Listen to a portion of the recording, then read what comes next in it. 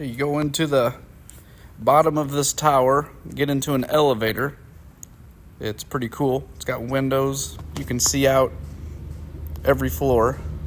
This takes you all the way to the top of the tower where there's an observation deck that's windowed in. From there you get a 360-degree view. You can see all of Branson. You can see all over. It's pretty neat. You can go up and just check that out, or you can go up if you're ziplining. That's where you would take off from.